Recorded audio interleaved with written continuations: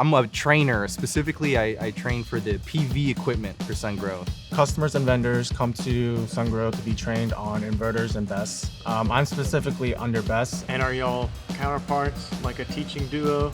We'll get a lot of the same students. Honestly, they're great questions. I think maybe having the same questions for inverter and BESS might be good. For Nick Adcock asks, how can I maximize the efficiency of my inverter? Couple different things you could do, making sure you have enough solar panels to outfit your inverter, right? You know, if your inverter is rated for 400 kilowatts, but you only have exactly 400 kilowatts of panels, you're only gonna make 400 at the best solar day with the maximum sun. So you need to oversize it, right? Good industry standard is a lot of times almost double. That way you can hit the max early in the day and hold on to it as long as possible. Efficiency of my BESS. The best thing you could do is not to power it up all the way to 100%. Batteries always do bad at 0 and 100%. You want to maximize it by keeping it, the SOC, the state of charge, around 10 to 85%.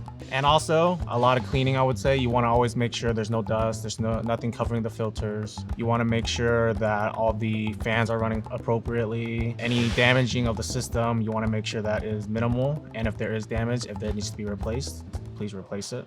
Tweet Jen MPT asked, is a repaired unit as good as a brand new one? I think they're both good, but if I owned a site and I had an inverter in place and they said you could either repair or replace it, I'd probably shoot for the repair. It's gonna be much cheaper.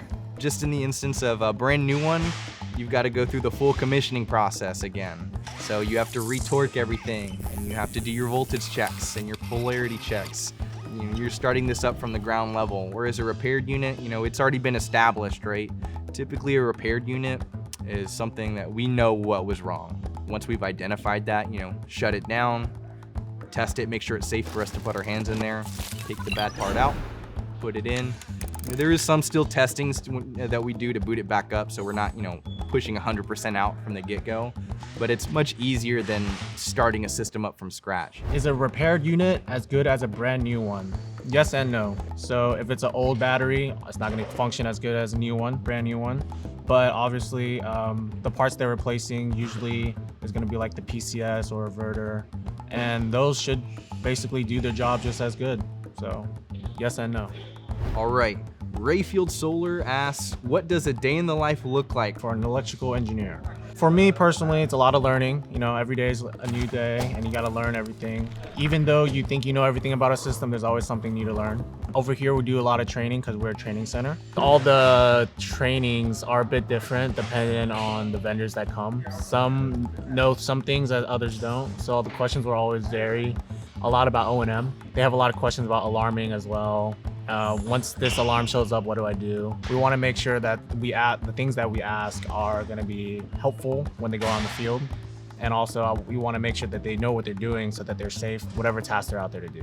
For me, it comes down to a lot of communication, right? I think that's a really misrepresented part of electrical engineering, right? Like, it's a lot of cross-referencing, like, okay, the diagrams say this, but I have a field inverter that maybe the layout is different. You know, I need to make sure, why was that change made? Is that change true for all the inverters on that site? And making sure everybody's on the same page before moving forward. Because a lot of the stuff that I deal with, you know, coming to training these guys, you know, the pinnacle point is safety for all of it, right? So for me as an electrical engineer, teaching everybody, it's the communication for sure.